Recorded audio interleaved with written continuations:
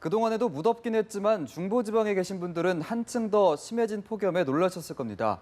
서울 등 수도권에서 올 들어 최고 폭염이 나타났는데요. 네, 지금까지도 충분히 더웠는데 이제는 중국에서 열파까지 들어오고 있습니다. 서쪽 지방은 절정에 달한 폭염이 당분간 기승을 부립니다. 김동혁 기자입니다. 수도권에서 올 들어 최고 더위를 보이는 등 한반도의 폭염이 절정에 달했습니다. 서울의 수온주는 34.2도까지 올라 지난달 22일 기록한 올여름 최고 기온을 2주도 안 돼 갈아치웠습니다. 경기도 수원 34.7도, 동두천 34.6도, 이천 34.4도 등 중부지방은 35도 안팎의 더위가 기승을 부렸습니다. 폭염주의보가 발효 중이던 서울과 경기, 영서, 충북 등은 경보로 단계가 상향됐습니다. 서울의 올해 첫 폭염경보는 지난해보다 닷새 빠릅니다. 8월 초에 찾아온 극심한 폭염의 원인은 한반도 사방에서 들어오는 고온의 열기 때문입니다. 위성으로 한반도 주변 구름 이동을 보면 중국 북부에서 시베리아 남부까지 구름이 거의 없습니다.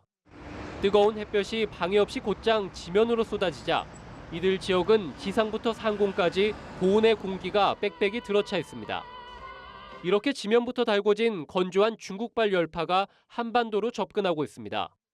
설상가상으로 남동쪽에서는 무덥고 습한 공기가 지속적으로 들어오고 있어 이 두 공기가 만나는 곳들을 중심으로 폭염이 절정에 달합니다.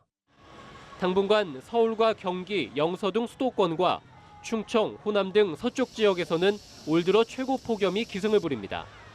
서울과 대전 등 중부 많은 곳에서 낮 수온주 35도 안팎이 예상돼 더위에 건강 잃지 않도록 주의해야 합니다.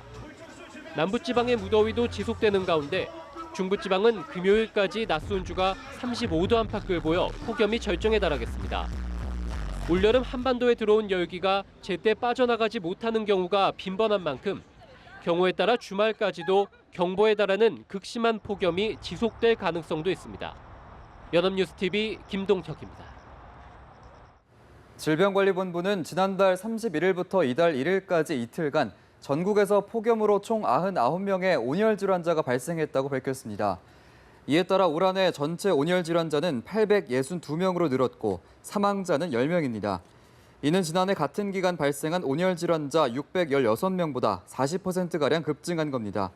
질병관리본부는 온열 질환에 걸렸다면 우선 시원한 장소로 옮겨 수분을 섭취할 것을 당부했습니다. 북한이 어제 오전 탄도미사일 2발을 동해상으로 또 기습 발사했습니다. 한 발은 공중 폭발하고 남은 한 발은 1000km 정도를 비행해 일본의 배타적 경제 수역에 떨어졌습니다. 강은나래 기자의 보도입니다. 합동참모본부는 북한이 오전 7시 50분쯤 황해남도 은율군 일대에서 노동으로 추정되는 탄도미사일 2발을 발사했다고 밝혔습니다. 합참은 2발 중 한 발은 발사가 제대로 이루어지지 않아 폭발했다면서 나머지 한 발의 비행거리는 1000km 내외라고 설명했습니다. 동해상으로 발사된 미사일은 일본의 아키타현 오가반도 서쪽 250km 지점에 배타적 경제 수역에 떨어진 것으로 알려졌습니다. 북한이 발사한 미사일이 일본의 배타적 경제 수역에 낙하한 것은 이번이 처음입니다. 우리 군은 북한이 노동미사일을 최대 비행거리에 근접하도록 발사해 우리나라뿐 아니라 주일 미군 기지 등 주변국에 대한 타격 능력을 과시한 것으로 추정하고 있습니다. 또 군 당국은 북한이 비무장지대 지뢰도발 1주기를 하루 앞두고 탄도미사일을 발사한 점에도 주목하고 있습니다. 우리 정부는 북한의 미사일 발사를 강하게 규탄하면서 유엔 안보리 결의를 무시한 행위라고 강조했습니다. 미사일 발사는 모든 탄도미사일 기술을 이용한 발사체의 발사를 금지하고 있는 유엔 안보리 결의 위반입니다. 그리고 한반도와 국제사회에 대한 엄중한 도발입니다.